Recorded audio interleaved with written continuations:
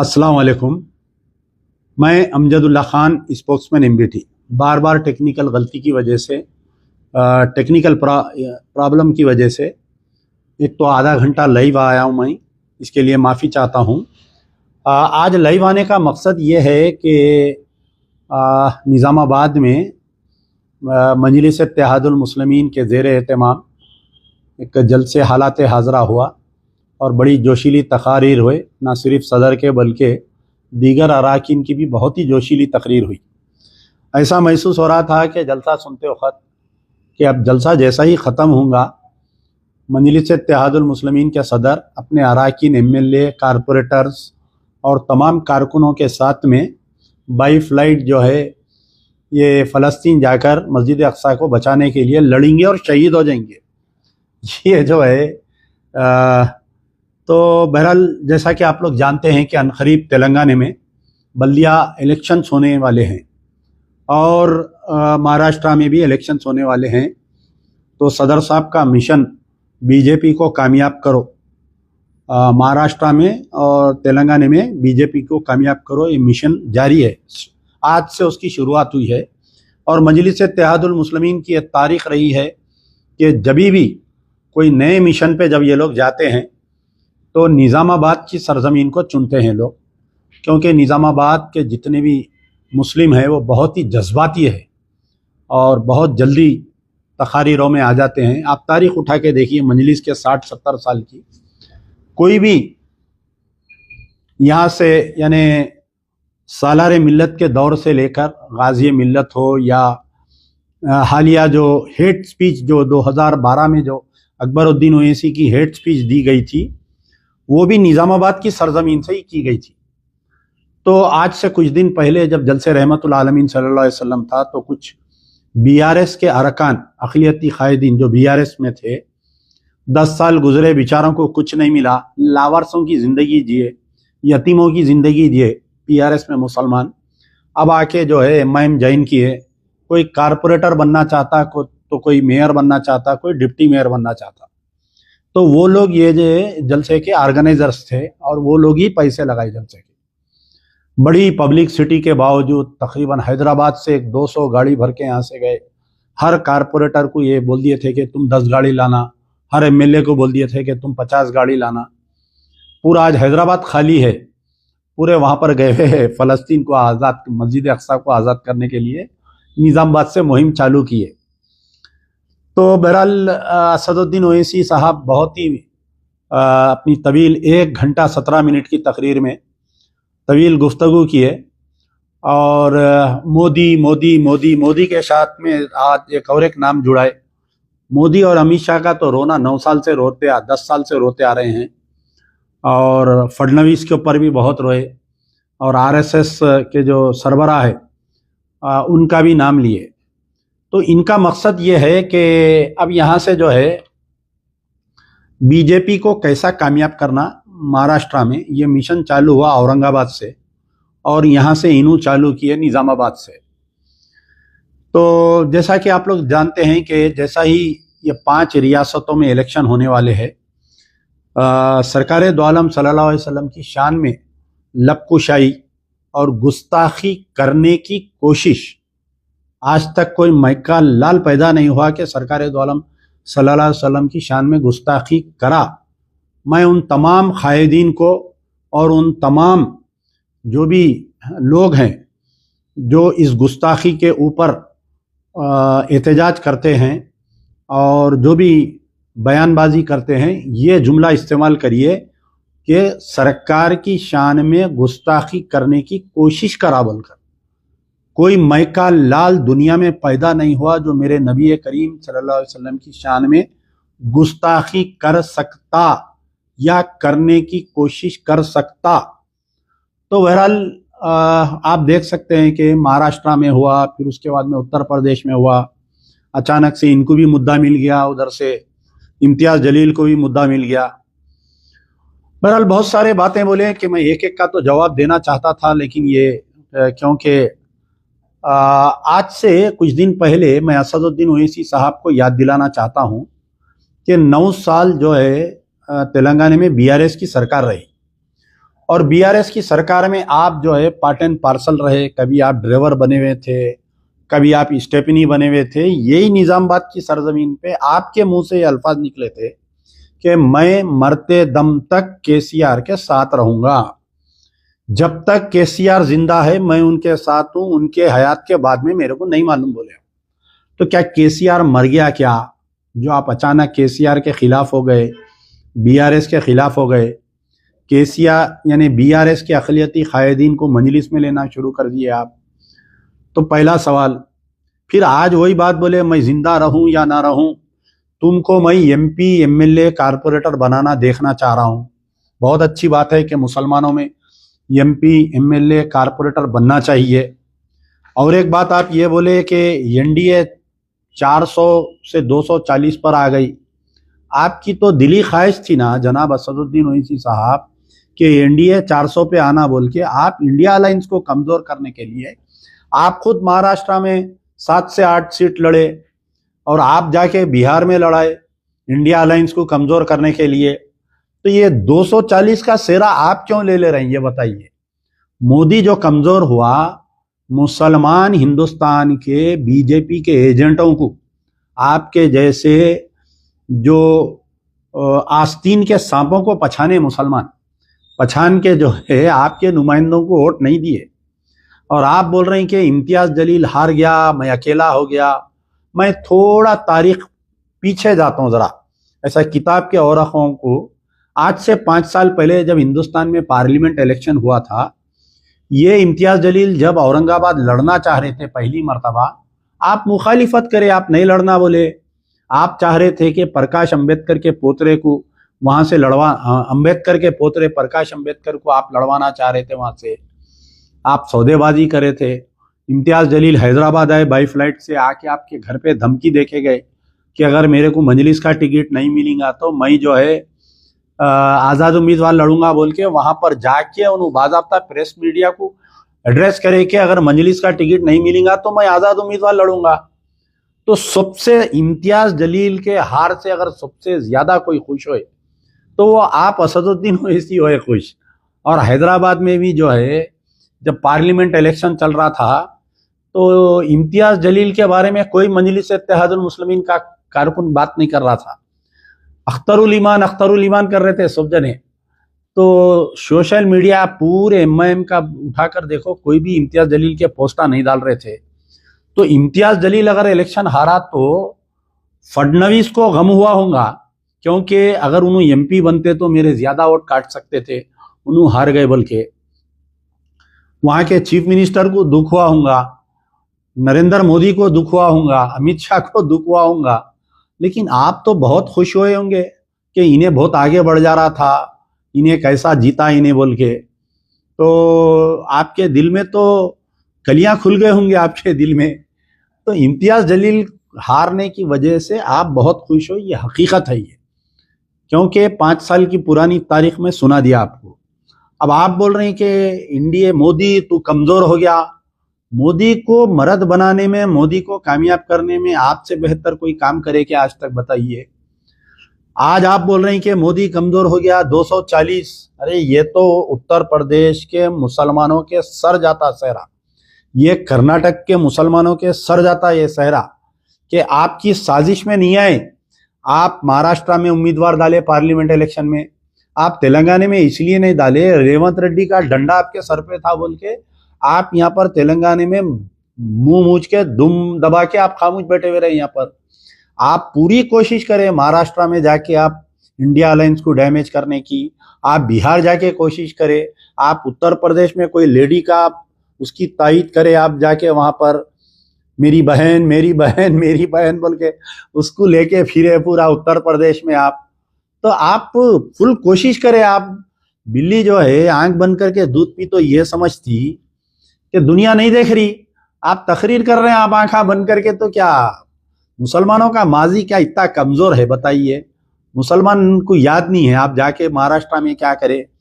अरे सेक्युलरिज्म का सबसे बड़ा आज अगर कोई जिंदा है तो लालू प्रसाद यादव जिंदा है, सेक्युलरिज्म को जो जिंदा रखा हुआ है। खैर ठीक है, बहुत सारे चीजें उनके भी खिलाफ में कि वो उसके मामले पे खामोश थे, शहाबुद्दीन की फैमिली के साथ नाइंसाफी कर रही। लेकिन आप पूरा 100% कोशिश करें लालू प्रसाद यादव की बेटी को हराने के वास्ते, आप जाके 3 बार वहां कैंपेनिंग करें, वहां पर तकरीर करें, आप करें नहीं करें? आप बोलिए, क्या लोग इतना बेवकूफ है क्या? बताइए, ये कान में बीड़ी रख लेके यहां से गाड़ियां भर के लेके गए, आप निजामाबाद में जो है, आप देखिए, आप ये जलसे के पूरा दौरान, यानी एक ग्रुप आता है यहाँ से मजलिस के जलसों में, बाज़ाफ्ता लेके जाते पूरा पुराने शहर के सलम बस्तियों से आना जाना फ्री, और 2-2, 3-3 हजार रुपए देके, जैसा मोदी कहीं भी बाहर जाता तो यहाँ से बाई फ्लाइट जाते मोदी के चाहने वाले, वो उन्हें क्या तकरीर कर रहा नहीं मालूम, खाली पुकारते मोदी मोदी मोदी। इनके भी वैसे रहते चाहने वाले, इन्हों पूरे नांदेड़ से, परभनी से, महाराष्ट्र से सबको गाड़ियां देके आज निजामाबाद में बुला के एक ही सीटियां मार रहे हैं, हंस रहे हैं, अरे माँ क्या तकरीर हो रही, उन्हें क्या बोल रहा, खाली एक शोरो गुल, क्या बता रही, क्या पब्लिक में जोश है भाई, क्या पब्लिक में जोश है भाई बोल के। तो पहले ये बताइए कि आज से कुछ दिन पहले आपके ये करीमनगर के एक महल्ले में, करीमनगर में एक गुरुवानापेटा विलेज, कुमरावेली मंडल, सिद्दीपेट डिस्ट्रिक्ट में 27 तारीख के दिन एक मुसलमान का घर जला दिए। एक जो है आपके, उसका नाम है शरफुद्दीन, 21 साल, अच्छे खाते पीते घर का है, उसके जाती घर है, गाड़ियां हैं, बहुत दिन से जो है आरएसएस और विश्व हिंदू परिषद बजरंग दल के निशाने पे था उन्हें। तो उसका जो है उसको पहले एक नई ट्रेजेडी चल रही, पूरे एक नया तौर पे जो है ये बीजेपी आरएसएस वाले क्या कर रही, कोई एक लड़की को तैयार कर रही या एक फैमिली को तैयार करके इन्हें रेप करा बोल के इल्जाम लगा के दूसरे दिन जो है मॉब लिंचिंग स्टाइल में उसका घर जला दे रही। सिद्दीपेट में शरफुद्दीन का घर जला दिए। आपको जो है तकरीर में मध्य प्रदेश में कहीं हाजी शहजाद, मेरा दोस्त, मेरा भाई हाजी शहजाद का घर तोड़ दिए। बोले आप जहां के मेंबर ऑफ पार्लियामेंट है, आपके तेलंगाना के इलाके में सिद्दीपेट में आपके मामू का भांजा हरीश राव जहाँ का एमएलए है, आपके मामू का भांजा हरीश राव जहाँ का एमएलए है, वहां पर जो है शरफुद्दीन के घर को जला दिए। आज वहां पर 20-22 कुछ घर है, बाज़ाब्ता लिख के लगा दिए मुसलमानों का समाजी बायकाट। आप उनको याद नहीं करे, आप जो है आज तकरीर करे जज्बाती, पूरे तैयार हो जाओ, निकल जाओ, मुत्तहिद हो जाओ आने वाले बल्दिया इलेक्शन में। अच्छा ठीक है, निजामाबाद वाले क्या करे साहब, आपको 2 मरतबा, मैं ज्यादा पुरानी बात नहीं बोलता हूँ, कि निजामाबाद वाले जो है पुरानी 2 मरतबा, इससे पहले बल्दिया इलेक्शन हुआ 18 काउंसलर दिए आपको, फिर इससे पहले बल्दिया इलेक्शन हुआ 22 काउंसलर दिए, 3 माउन थे उसके अंदर। आप क्या करें बताइए, पहली बार लेके पूरी झोली बनाए, लेके जाके जो है कविता अम्मा के अक्का के गोद में डाल दिए, मामू के गोद में डाल दिए, एक मामूली सी डिप्टी मेयर ले लेके खामोश बढ़ गए। बाजुक बोधन में आपको 8 काउंसलर दिए मुसलमाना, क्या करे आप, वहां लेके जाके मामू के गोद में डाल दिए। एक कोई मुखर्रिर बेचारे सदरी में थे, आरमूर के एमएलए को मुंह तोड़ जवाब दिए कहते बीजेपी वाले। अच्छा इतनी हिम्मत हो गई कि इन्हों जाके आरमूर में एमएलए को मुंह तोड़ जवाब दिया बोल के, कोई एक सदरी में बेचारे, उनका कौन है नहीं मालूम। मैं ये पूछ रहा हूं कि 2020-21 की बात है, शेख शादुल बोल के जीवन रेड्डी एमएलए के कॉम्प्लेक्स में एक मुसलमान को मार के जिंदा जला दिया, वहां पर मारे उसको, पूरा वीडियो बनाए, मारे मारे मारे के बाद में उसको आंच लगा दिए, उन्हें मर गया बेचारा। शेख शादुल के जब पूरी मजलिस इत्तेहादुल मुस्लिमीन कहां थी आरमूर की, बताइए आप, पूरे चूड़ियां पहन लिए थे। आप बताइए, शेख शादुल को मार दिए। ये अमजदुल्ला खां था, यहां से हैदराबाद से गया, पुलिस 4 जगह रोकने की कोशिश करी। मैं उसके घर पे जाके 1 लाख रुपए उसकी वालदा को, उसका कोई डाइवोर्स भी हो गया था, बेचारी के 2 बच्चे थे, उसकी बेवा को अलग हम मदद करे, उसकी वालदा को अलग मदद करे। ये शादुल का भाई उसमें आई विटनेस था। 2 साल के बाद में उसका भी मर्डर हो गया। तो पूरी मजलिस इत्तेहादुल मुस्लिमीन आरमूर की क्या कर रही थी बताइए? आपके सदर तो चूड़ियां पहन लिए, आपकी पूरी मजलिस, पूरी जमात चूड़ियां पहन ली थी। बताइए, जब मामू के साथ थे, ये शेख शादुल की इंक्वायरी क्यों नहीं कराई? जीवन रेड्डी के कॉम्प्लेक्स में जो मर गया था सवाले की, क्यों खामोश थे साहब, आप बताइए। तो वो जो सदरी पहन के जो तकरीर कर रहे थे, मेरा उनसे सवाल है कि आप आर्मूर के दिख रहे, मजलिस के स्वास्थ्य ज्यादा आर्मूर आर्मूर आर्मूर कर रहे थे, तो ये आर्मूर में शेख शादुल की मौता के वक्त कहाँ गए थे? वीजा लगा के अमेरिका चले गए थे, ऑस्ट्रेलिया चले गए थे, जापान चले गए थे? बताइए आप। शेख शादुल का जो खलेरा भाई था, 2 साल के अंदर उसकी लाश मिली, क्या बोले पी के टक्कर लग के मर गया बोल के केस क्लोज कर दिए। जब कहाँ थे साहब आप? अमजदुल्ला खां आया था, 1 लाख रुपए दिया उनकी वालिदा को, 75,000 रुपए एक जनों को दिया, 50,000 रुपए, हाँ जो जख्मी था उसका भाई, उसको 50,000 रुपए दिया। आज भी रिकॉर्ड है मेरे कने, देख लो आप। तो बहरहाल बुलडोजर की सरकार, हाँ तकरीर में बोल रही कि अच्छा, और एक बात बोले कि असदुद्दीन ओवैसी बोले, कहते तुम मेरी जबान को बंद कर सकते, मैं पार्लियामेंट में इसलिए नहीं आया कि मैं अपनी जबान को बंद करके बैठूं, मैं 19 करोड़ का नुमाइंदा हूं। बहुत अच्छी बात है, वेरी गुड। 19 करोड़ के नुमाइंदे, तुम्हारी जबान जो है, ये इलेक्शन हुआ 9 साल तक जो है 9 मसाजिद शहीद हुए आपके मामू की सरकार में, केसीआर की गवर्नमेंट में। एक मर्तबा आप बताओ कि पार्लियामेंट में आवाज उठाए मामू के खिलाफ में? जो 2014 में आलेर एनकाउंटर हुआ, 6 मुसलमानों को मार दिए, असदुद्दीन ओवैसी तुम मेरी जबान को बंद नहीं कर सकते बोल रहे ना? जब तुम्हारी जबान कहाँ गई थी? हड्डी आ गई थी जबान में तुम्हारे। एक खाना मस्जिद शहीद हुई, तुम्हारी जबान बंद। सेक्रेटेरिएट के 2 मसाजिद शहीद हुए, तुम्हारी जबान बंद। आपके खम्मम के कोई विलेज में वहां पर मस्जिद शहीद कर दिए, कोत्तागुड़म फॉरेस्ट एरिया में मस्जिद शहीद करे, आपकी जबान बंद। शमशाबाद में मस्जिद के दीवार कर दिए, शमशाबाद में मस्जिद को शहीद कर दिए, आपकी जबान बंद। 9 साल तक आपकी जबान बंद थी। आज आप निजामाबाद में आके बोल रहे हैं मोदी तू मेरी जबान नहीं बंद कर सकता। मोदी का भांजा कर दिया ना तुम्हारी जबान बंद। केसीआर तुम्हारी जबान बंद करके रखा था, पूरे उलमा मशाइखीन की जबान बंद थी। ठीक है, आप जो है केसीआर से डर रहे थे, आप 9 साल तक जबान नहीं खोले ना, तुम मेरी जबान को बंद नहीं कर सकते मोदी। मैं जो है 19 करोड़ का नुमाइंदा हूं, मैं पार्लियामेंट में खामोश नहीं बैठने वाला हूं। अच्छा, वेलपुर में अब आप जहां तकरीर कर रहे थे ना असदुद्दीन ओवैसी, ये निजामाबाद जाने से पहले आरमूर के, हाँ साहब वो सदरी वाले साहब सुनिए, वेलपुर विलेज में निजामाबाद में एक वेलपुर बोल के एक मुकाम है, ये आरमूर और निजामाबाद के करीब में आता। मुसलमानों का समाजी बाइकाट हो रहा वहां पर पिछले 1 साल से।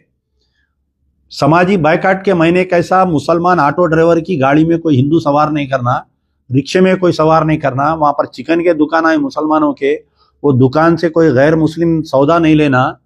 वहां पर जो है एक ओल्ड ईदगाह है, survey number 1299/1, survey number 1299/2, survey number 1299/3, वाइट वफ गजेट नंबर 45A। तो इसमें जो है 29 मई 2009 से 19 से किरकिरी चल रही है, जबकि लोक आयुक्ता का ऑर्डर है इसके फेवर में।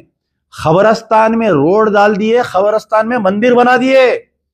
वो आरमूर के साहब से मैं पूछना चाह रहा हूं कि तुम्हारे सदर चुड़िया पहन लिए थे, वहां का निजामाबाद का एमपी आके जुलूस निकाला। कब निकाला? 13 दिसंबर 2023 के दिन। केसीआर से डर रहे थे, ये तो मालूम, दोनों भाया डर के पेशाब निकल जा रहा था दोनों का। ये अब नई सरकार आई ना कांग्रेस की, रेवंत रेड्डी से कहीं को डर रहे हैं आप, ये बताइए मेरे को। तो 5 दिसंबर को रिजल्ट आया, 6 दिसंबर 7 दिसंबर को रेवंत रेड्डी सीएम बना। 13 दिसंबर यानी वाकया हुआ सो 10 दिन, जैसा केसीआर सीट पे बैठते किशन बाग का और सिखों का झगड़ा हुआ बोल के झंडा जलाए सो वाकया हुआ था, फायरिंग हुई, 4 आदमी को मार दिए। फिर एक 2-3 महीने के बाद में जो है आलेर एनकाउंटर हुआ, फिर एक 2-3 महीने के बाद में जो है मस्जिद एक खाना शहीद कर दिए, फिर एक 2 महीने के बाद में आपके जो आर्मी गैरिसोन में जो बच्चे को मुस्तफाउद्दीन को जिंदा जला दिए आर्मी वाले आज तक। फिर उसके बाद में कोत्तागुड़म की मस्जिद शहीद कर दिए, फिर थोड़े दिन में शमशाबाद। तो ये ऐसी सिलसिला चलते आ रहा है। रेवंत रेड्डी की गवर्नमेंट आने के बाद में वेलपुर में एक पुराने खबरस्तान में रोड डाल दिए, एक मंदिर बना दिया वहां पर लाके। आप खामोश है, आपके सदर खामोश है, वो सदरी वालों से मैं सवाल कर रहा हूँ। असदुद्दीन ओवैसी, तुम 19 करोड़ के नुमाइंदे, तुम मेरी जबान को बंद नहीं कर सकते, मोदी बोल रही, फिर ये मोदी बंद करा तुम्हारी जबान को क्या? रेवंत रेड्डी के डर से खामोश बैठ गए आप वेलपुर क्यों नहीं गए? आज आप निजामाबाद गए थे, वेलपुर जाना था, वहां पर जाके देखना था। नारकेटपल्ली में मस्जिद है सराय मीर, 22 जनवरी के दिन जो है खुली मस्जिद है, वहां पर 2840 गज जमीन खुली है, नलगुंडा डिस्ट्रिक्ट। वहां पर जो है 200 से 250 आदमी, ये जो राम मंदिर का इफ्तिताह था, वहां के पूजा करे, तुम्हारी जबान, तुम्हारे मुंह को लकवा मार दिया। तुम नारकटपल्ली की मस्जिद क्यों नहीं गए आज की तारीख तक? 8 महीने हो गया। हथनूर में ये, उसके बाद में ये जो बकरीद आई थी ना, बकरीद में कितना जुल्म हुआ मालूम आप लोगों को? कितने लोगों के जानवर गिरफ्तार करे। मेदक का एक वाकया सुनिए, आप सबको मालूम है, जितने लोग मेरे वीडियोस रेगुलर देखते, एक मदरसे में जानवर हैं, ये बीजेपी के आरएसएस वाले घुस के वो मुल्क साहब को मार के उनके 100 बैला खींच लिए। तो आप में हिम्मत नहीं हुई, आपकी जबान को, आपकी मुंह को लखवा मार दिया। आप जाके ये नहीं पूछे कि अरे क्या तेलंगाना में बैल पे पाबंदी है क्या? नहीं पूछे आप चीफ मिनिस्टर को जाके? क्यों डर रहे भाई आप रेवंत रेड्डी से? था ये नहीं समझ में आ रहा मेरे को। जंगी चरले पे फिसाद हुआ, बच्चों को लेके जाके जेल में डाल दिया, पूरा रमजान तमाम बच्चे जेल में रहे। आप जाके एक वक्त नहीं मिले, आप जाके रेवंत रेड्डी को नहीं बोले, एहतजाज कर देना था आप धूम मचा देना था, पूरा तेलंगाना बंद का ऐलान कर देना था, आप नहीं करे। आप बीजेपी के एमएलए, बीजेपी के मिनिस्टर आके वहां पर बैठ के गड़बड़ करे। फिर उसके बाद में आपके मस्जिद मुस्तफा जो एनटीआर नगर पे है, लाके मस्जिद पे बाटल में पेशाब भर के फेंक दिया। पुलिस वाले बोले शराबी था, शराब था बोल के केस क्लोज कर दिए। आपके जो मोइनाबाद में जो मस्जिद को शहीद कर दिए 23 जुलाई के दिन, पुरानी कुतुबशाही मस्जिद, मस्जिद है जागीरदार। आप एक वक्त दौरा नहीं करे। आपको जो है पूरे हिंदुस्तान के जुल्म सितम की कहानी याद आती है। आप तकरीर में माइक में ठहरते तेलंगाना में, आपके बगल में मस्जिद को शहीद कर दिया, आप कभी जिक्र नहीं करते, आप कोई तकरीर नहीं करते। आप अच्छा, 2 वाकयात पेश आए रेप के केस के। कामारेड्डी की बात कर रहे हैं, कोई वकील 25 लाख खा गया, 30 लाख खा गया बोल के। आप बताइए कामारेड्डी में क्या मजलिस का एक आदमी गया क्या अभी तक? आज की तारीख तक कोई मजलिस वाले नहीं गए। कितने की बच्चे जेल में हैं अंदर। आप जाके रेवंत रेड्डी से ये नहीं पूछे साहब एक मासूम बच्ची का रेप हुआ, पुलिस वाले कंप्लेंट दिए, केस बुक हुआ, उसको आज तक वो पीटी सर को नहीं गिरफ्तार करे, वो बच्ची को गायब कर दिए, बच्ची की अम्मा को गायब कर दिए पुलिस वाले। आज की तारीख तक वो मेडिकल रिपोर्ट नहीं आई। खाली बच्चे जमा होके स्कूल में एहतजाज करे, कोई क्रिश्चियनों का स्कूल है, एहतजाज करे 100 वालों के ऊपर सर्कल को मारे बोल के तकरीबन 60-70 बच्चों को डाल दिए, एसआई को मारे बोल के 60-70 बच्चों को डाल दिए, कांस्टेबल को मारे बोल के 60-70 बच्चों को डाल दिए, एक जवान को, एक होमगार्ड को मारे बोल के 60-70 बच्चों को डाल दिए केसेस में। तो आप जाना था ना भाई कामारेड्डी, आपको क्या हाथों को पैरों को मेहंदी लग गई? आपके बैठ जाना था, कैसा गिरफ्तार करते, कैसा वो नाके के सामने बैठ के कमिश्नर ऑफिस कामारेड्डी के सामने बैठ के आप जो है एहतजाज करना था। आप यो एफआईआर के कापियां लाके जला देना था, पूरे बच्चों को एंटीसिपेटरी बेल दिलाना था। आप नहीं करे। आज बच्चे जाके वो बेचारे जमीयतुल उलमा वाले कमिश्नर से बात करे, मोहम्मद अली शब्बीर साहब से पूरे बच्चों को सरेंडर करे। वो बच्चे जेल में सड़ रहे, वहां पर जंगी चला के पूरे बच्चे रमजान में अंदर। बोधन में एक रेप हुआ ना साहब, मजलिस का क्या कारनामा है बताइए बोधन के रेप केस में? ये अमजदुल्ला खान यहां से बोधन गया, जाके हंगामा करा, उसको गिरफ्तार कराया, सिटिंग कारपोरेटर, ये 15-20 दिन में वापिस आ गया उन्हें जेल से। आप एहतजाज करे, कैसा आता उन्हें? पीडी एक्ट डालो, साले को अंदर बोलना था। आपको ताकत कई को देना साहब, सियासी ताकत आपके कारपोरेटरों कई को जिताना बताइए। अब आने वाले बल्दिया इलेक्शन में आप बोल रहे हैं मुत्तहिद हो जाओ, इत्तेहाद पैदा करो, मेरे काउंसलरों को जिताओ, मेरे कारपोरेटरों को जिताओ। तुम ले क्या कांग्रेस की झोली में डाल देते? पहले तो ये कोशिश करते कि वोट डिवाइड करके पूरे बल्दिया इलेक्शन में जो है बीजेपी आ जाओ बोल के, पहला टारगेट इनका। दूसरा टारगेट अगर नहीं हुआ सक्सेस, पहला टारगेट तो एक कारपोरेटर को जमा करते, डाल देते, फिर वही डिप्टी मेयर ले लेते, निजामाबाद में खामोश बैठ जाते। आप, आपका ये प्लान है, असल प्लान है, प्लान बी लेके निकले हुए हैं आप। अच्छा, आपके बोधन में जो रेप हुआ 6 अगस्त के दिन, वनपर्ती में मुसलमान बच्चियों के इस्काफा खींच दिए, हाथा मोड़ दिए। कोई एक मजलिस का एमएलए गया वनपर्ती, बताओ आप मेरे को। आप करो मेरी मुखालिफत। अब शुरू हो जाते, पूरे आईटी सेल जिंदा हो जाती, तुम क्या करे, तुम वैसा करे, क्या वक्फ की बिल पे जो है असद साहब ऐसा कर रहे हैं वैसा कर रहे हैं।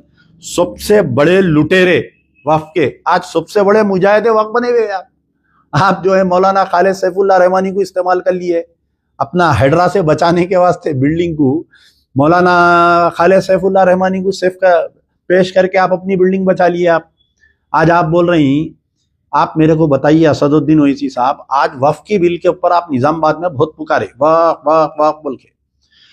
94 में आप एमएलए बने, Asaduddin Owaisi became the Waqf board member in 1994। पहली मरतबा आप वक्फ बोर्ड के मेंबर बने। वक्फ बोर्ड के मेंबर 94 से लेके जब तक आप एमपी बने, एमपी बनने के बाद में यानी एमएलए के कोठे में आप एमएलए, मुतवल्ली में आपके अकबर निजामुद्दीन जो दारुसलाम कोऑपरेटिव बैंक के भी चेयरमैन है, हाल तक भी जो है उन्होंने जामिया निजामिया के वाइस चांसलर थे। कितने केसा है बताइए उनके ऊपर, सीबीआई के केसा, सीआईडी के केसा, वक्फ बोर्ड के कंप्लेंट उनके ऊपर। मुतवल्लीशिप में अकबर निजामुद्दीन आपके ही आदमी, वकील में आपका आदमी, आप मस्जिद के शिया आपका आदमी। एक वक्फ बोर्ड में 1994 से 6 से 7 आदमी आपके। आप जब एमपी बन गए तो एमपी के कोटे में आप, एमएलए कोटे में आपका आदमी, एमएलसी कोटे में आपका आदमी, मुतवल्ली कोटे में आपका आदमी, वकील के कोटे में आपका आदमी।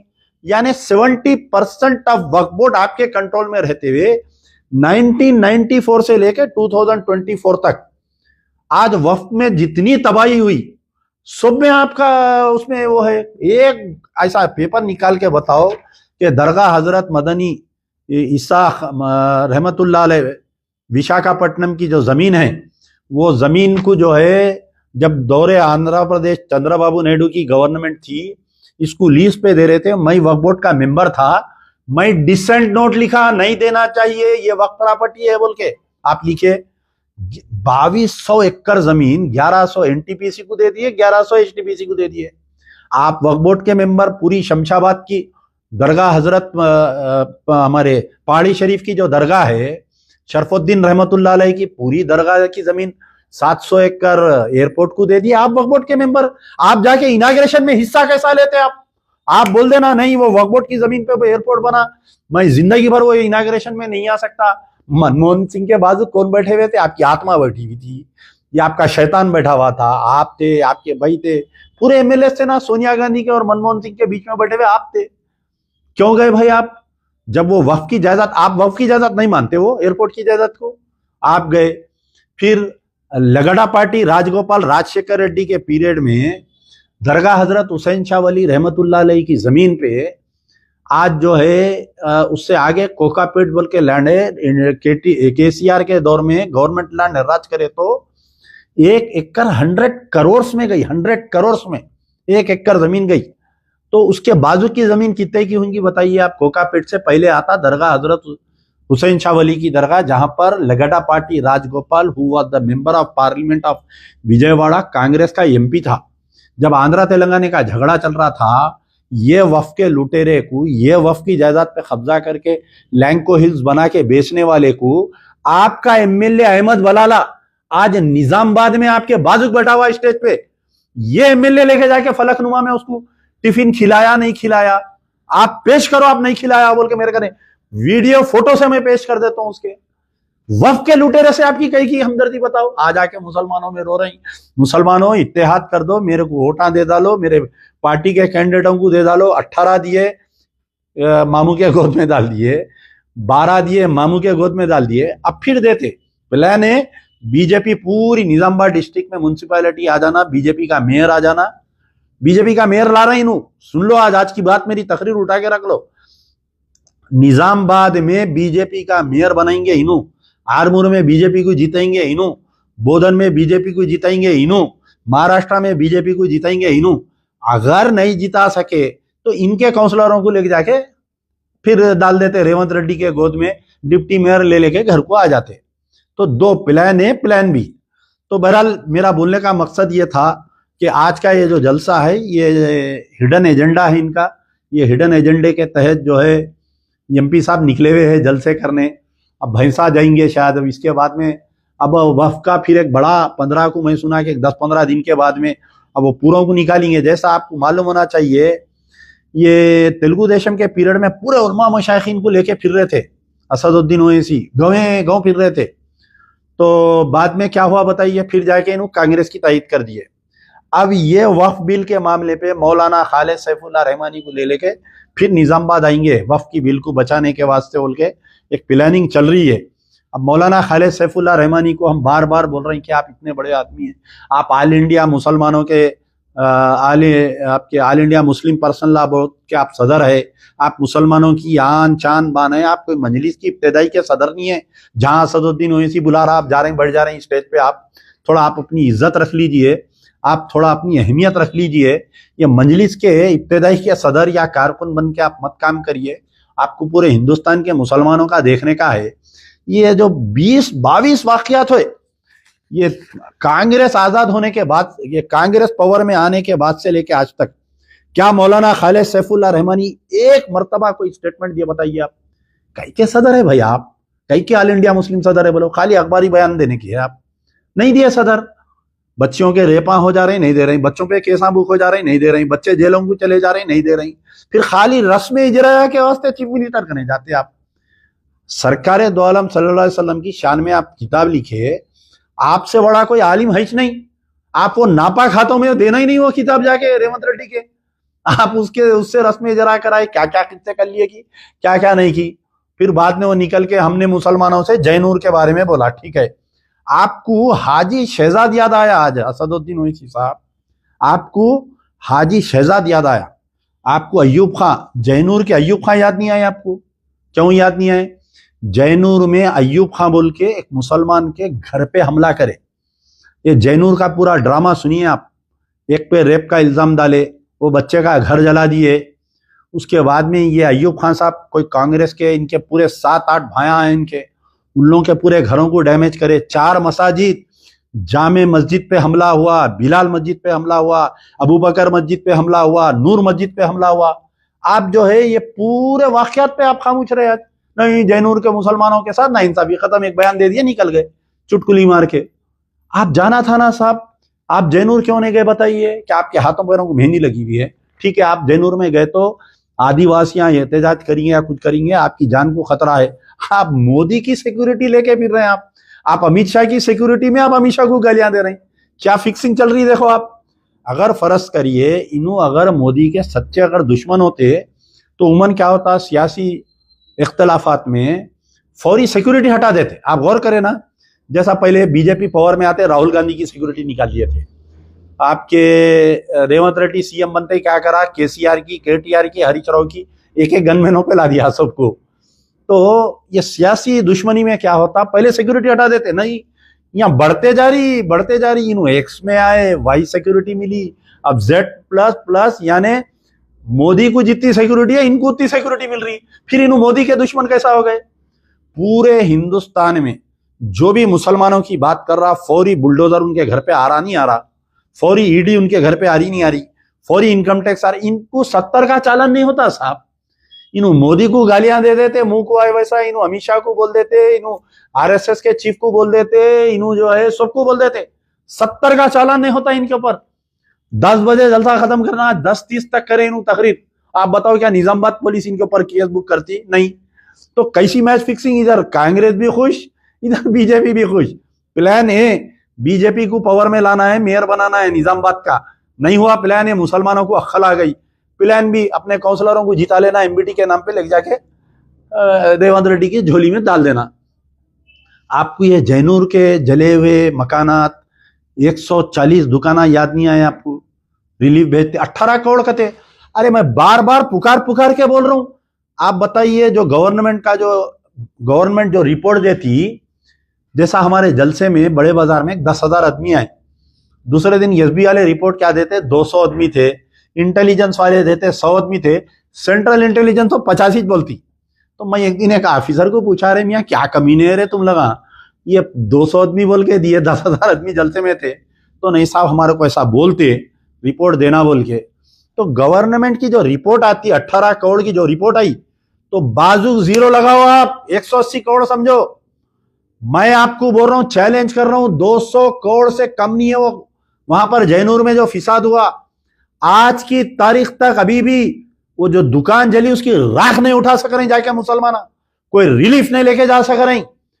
जैनूर में इमरजेंसी डिक्लेयर है वहां पर, आज मुसलमानों को किसी को अंदर जाने नहीं दे रही। हालिया जो फैक्ट फाइंडिंग कमेटी गई थी, हमारे जो सोशल एक्टिविस्ट हमारे खालिदा परवीन और कोई लोग गए थे, उनकी रिपोर्ट पढ़ो, मैं आज रिपोर्ट डाल रहा हूं उनकी, देखिए क्या हालत है, खून के आंसू रोना। क्या गुजरात गुजरात गुजरात मध्य प्रदेश बोल रही। गुजरात मध्य प्रदेश का पार्ट 1 पार्ट 2 देखना है तो जैनूर में आके देखो आप। अरे जाके उसका घर, जिसका घर जला दिए सिद्दीपेट के मंडल में, उसके दिल पे क्या गुजरी होंगी।